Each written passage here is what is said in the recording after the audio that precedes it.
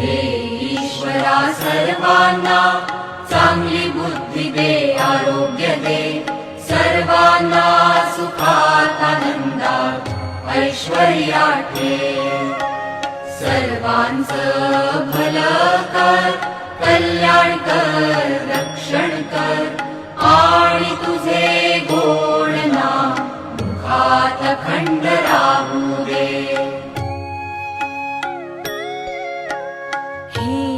ईश्वरा सर्वांना चांगली बुद्धी दे, आरोग्य दे, सर्वांना सुखात आनंदात ऐश्वर्यात ठेव.